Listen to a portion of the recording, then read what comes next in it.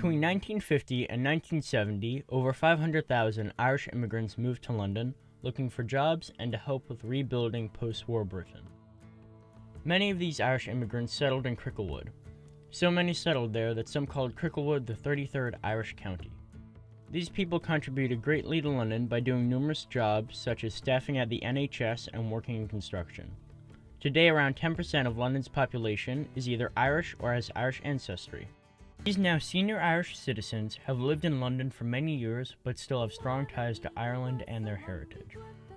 Ashford Place is a community resource for many people in the Cricklewood community, and if an individual is over 18 years of age and of Irish descent, they can meet and socialize there.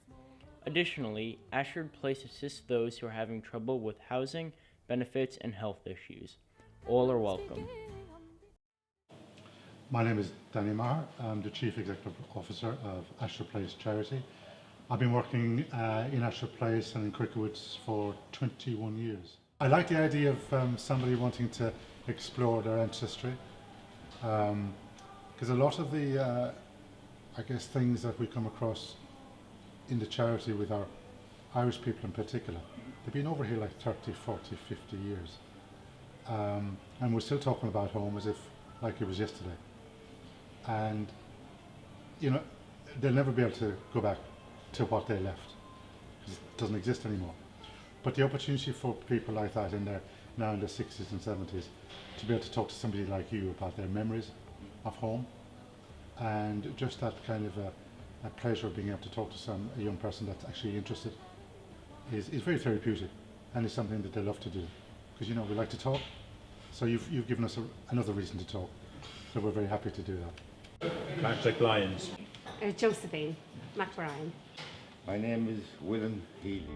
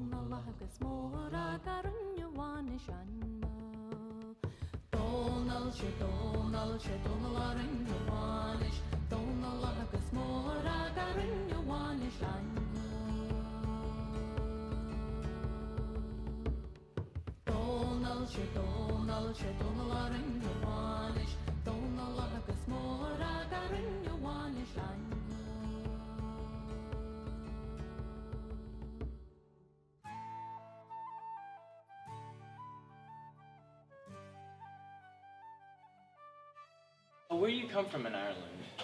County Kerry. It's about 150 miles, Southern Ireland, Southwest Ireland, yeah. I just came over to work, like, you know, I just needed to change, like, to get out of it, you know, and came away myself, really. Left it in 1979, you know, so walked around and that's it. I come from a place called County Cavan. I came to London when I finished my exams in Ireland called the Leaving Cert, so I was waiting the results and I came over to join my sisters. I have two sisters over here, and then I decided to say my friends came over with me.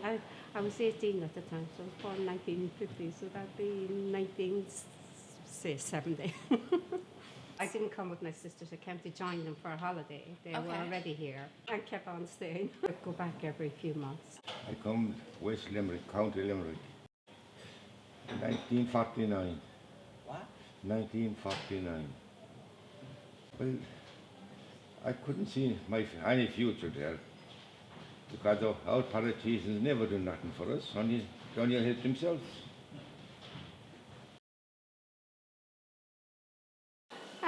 I guess, you know, I think the fondness is when I remember, because I came from a farm and we used to make what was called hay. And I think the fondness is going out and bringing what you would call a picnic out to my father and the rest of the family in the meadows.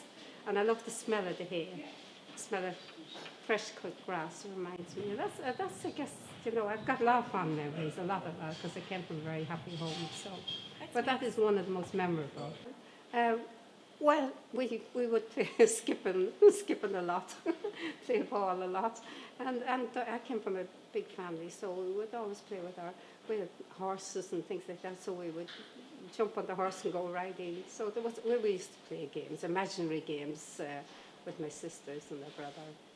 The ones that sticks out in my mind is when we had Yankees who would come to visit us. My mother and my father's family both lived in America for a lot of years.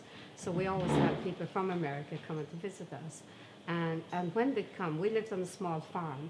When they come, my father would be out in the fields working in his work clothes. So he didn't want to be seen in his work clothes. So we would jump out the window with a suit of clothes for him, and he would come into the house dressed in a suit of clothes from the farm. And then, of course, we had the parlour where they were entertained. This was a room that we didn't go into during the year, and so we would run into town and get whiskey and all the things that we didn't have in the house. And they would be eating like a loaf bread and ham and all this thing. And we would be just looking at them, hoping to leave something. And as soon as they were gone, we'd make a grab for it. But when they were going, they would always give us money. And we were never allowed as children to take money from anybody. Now, they would give us what was called half a crown, which you wouldn't understand what that was. But it was a considerable amount of money for a child. But we were never allowed to take it. So they would throw the money at us, we would throw it back at them, they would throw it at us again, we would throw it, and we would be praying that they wouldn't give up and put the money in their pockets. But they didn't put it in their pockets, and we did eventually get it. So our prayers were answered. But the Yankees coming were a great lot of excitement too. My father, because he was in America for so long, he had a big interest in what was happening in America. So we used to get the papers from America, and they may be 6 months old, but he would get all these big loads of papers, and we would sit down and read every single one of them to keep up to date with what was happening. And they would send us clothes and things from America as well, which was very, very nice. So that was another memory that we often talk about, and it's very cherished. My dad used to, he could do anything. We used to fatten a pig, have bacon, our own bacon. We had a couple of cows and no machine to milk the cows. And we started to milk with hand. We were kind of, we were not the worst off like the families, as we had a little bit of land, a few cows, a few horses. And we used to help neighbours, and the neighbours used to help us. Well, we get fond of them. They're lovely animals who treat them right. Yeah. But if we're rough with them, they don't like you. I love the horses, but I got too heavy in the winter. I used to jump them when I was about 16, but I got too heavy then. For to put them over the jumps, and that's it. My father used to keep a stud horse, and I used to look after him. Myself and my sisters, we used to make our own houses. We make them up with mud and our broken ware and china. We'd be making the dressers and the kitchen. And we'd be making cakes of bread with the mud. And we'd be acting what was going on in life, like.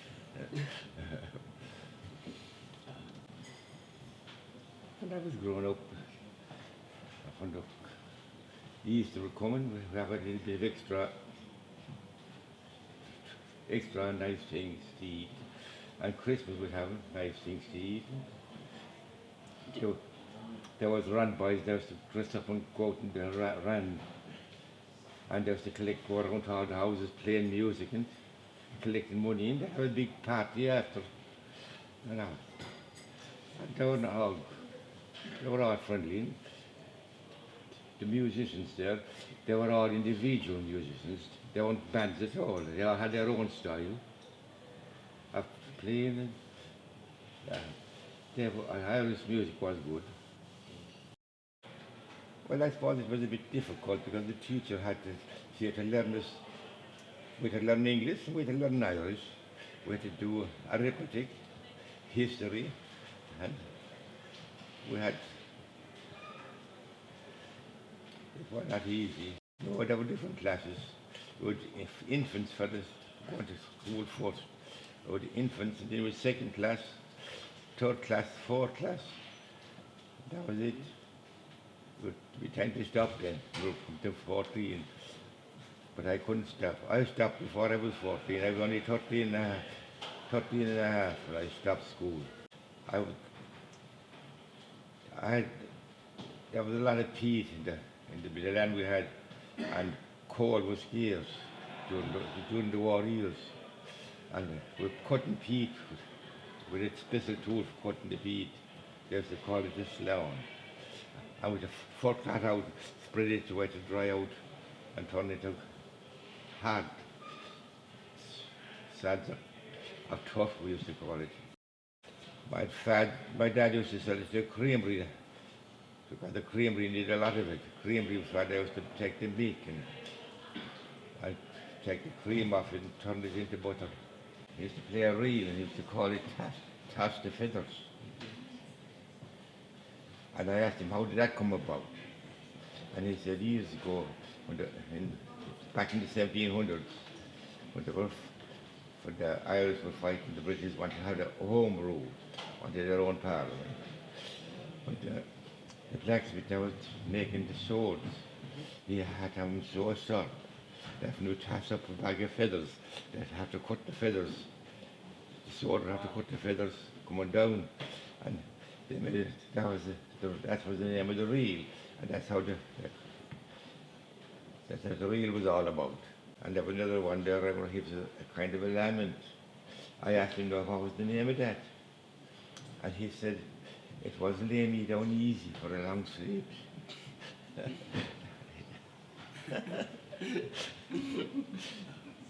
And he had another one, another tune he used to play, and it was in Irish. It was the nice girl milking the cow. And in Gaelic it said, I'm calling that crew no more, the nice girl milking the cow. And I said, why did you get that name? He said, a priest was going to anoint someone, and he was passing this field, and there was this girl inside milking the cow, a beautiful girl. And it was so nice. It was so lovely, he was in a hurry to anoint the man. He was spellbound, and he had to stay there until it was finished. After it was finished anyway, the cow and the girl disappeared out of sight. And he said, and he facing the house. If he facing the house where the man that was dying lived, he said the devil was coming out the door. It was the devil that was wanted to get the man. I've got memories of it, like going to football matches and all this crack, Gaelic football, which you follow that, go there and, that's it, everything really, like, bunch of festivals and beer sessions and that.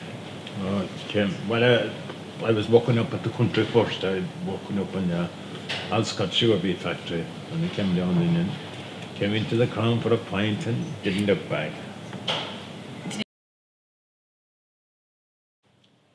When I came here first, well, things were very, very different. This place, for instance, was very different. This particular place was mainly Irish would come in here, and sometimes it would get quite rowdy here.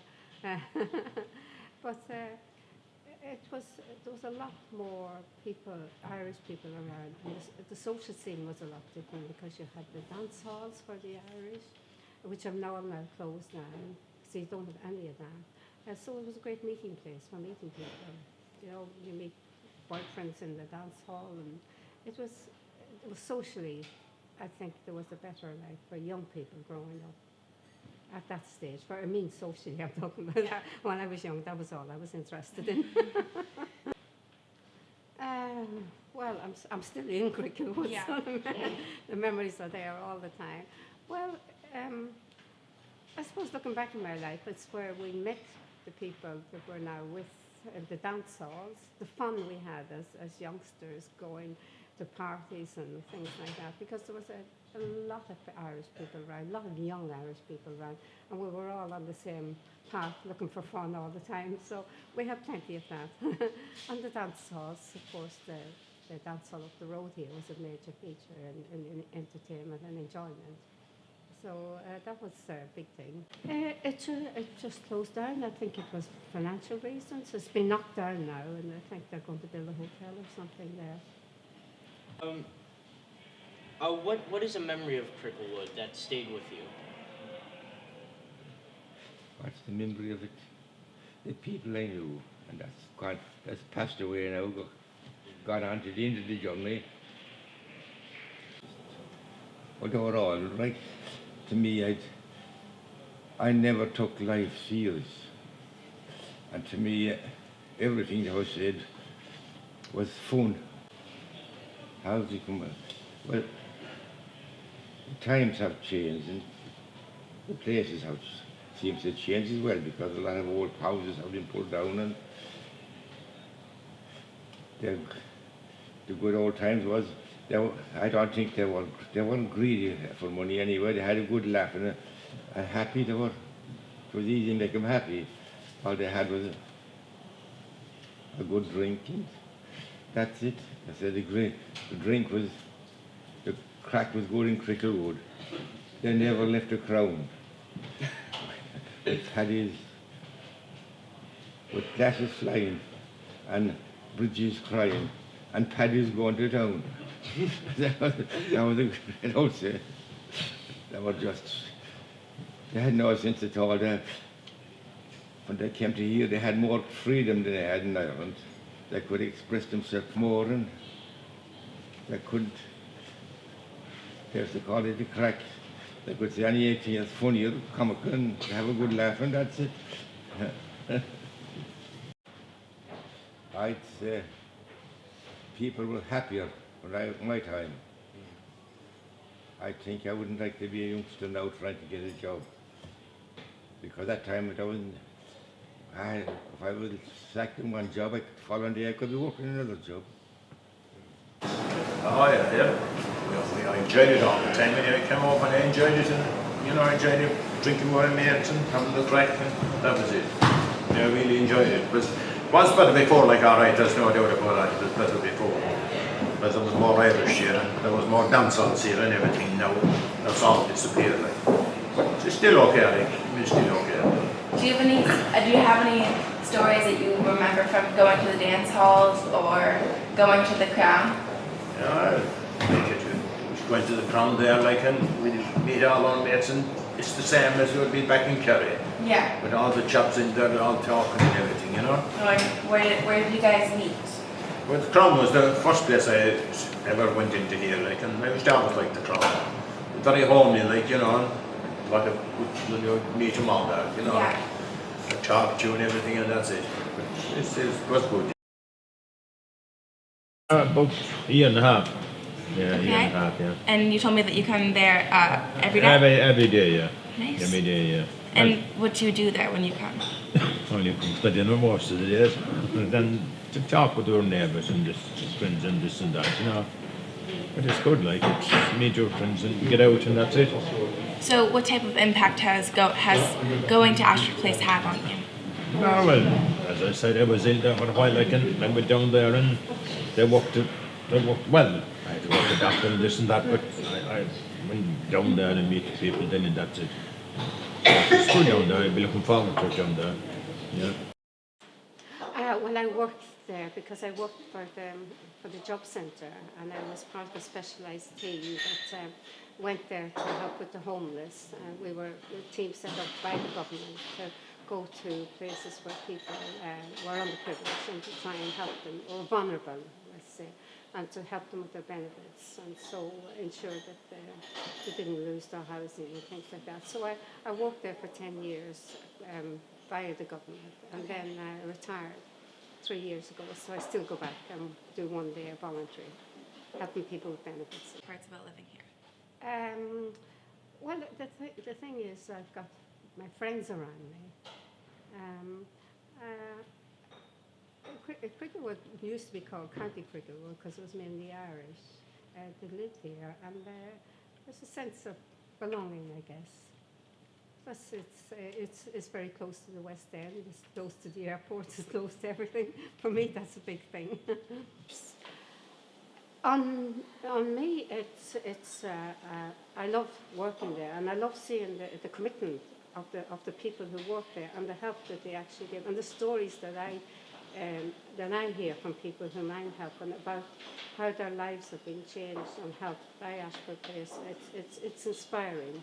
There's so many people who I try to think what would have happened to them had they not come to Ashford Place, because they get help in every respect. It's wonderful. They get help education-wise if they want to learn computers. There's everything for everybody. But most importantly, to my mind, is the people who are homeless and very, very vulnerable, and they get the greatest help. Put them on the road to stability.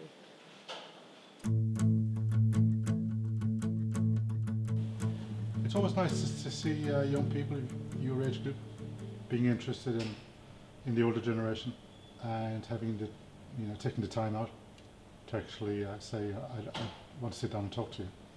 Because older people, particularly in our charity, as I say, would have certain problems in the past, and isolation would be one of them. Yes. A disconnection from maybe family and community. So this opportunity to reconnect with people is something that I think is very, very welcome. And would like to thank you for that, giving us that opportunity. It was the veils were watching, and he said, there is not in this wide world a valley so sweet as a veil whose embosomed the bright waters meet. Oh, the last ray of feeling and life must depart ere the view of that valley shall fade from my heart. It was not as if nature had spread o'er the scene her purest of crystals and brightest of green, nor was it the soft magic of her streamlet and hill. Oh no, it was something more exquisite still. It was the friends beloved of my bosom were near, and every shade of reflection looked more dear. And how magic nature can be when you see it reflected from the ones that you love. Dear veil of a walker, how peacefully I rest in the shade of thy bosom with the friends I love best. And when the storms that we feel in this wide world seas, our hearts like the waters would mingle in peace. I thought that was a lovely poem. Donal, Donal, Donal,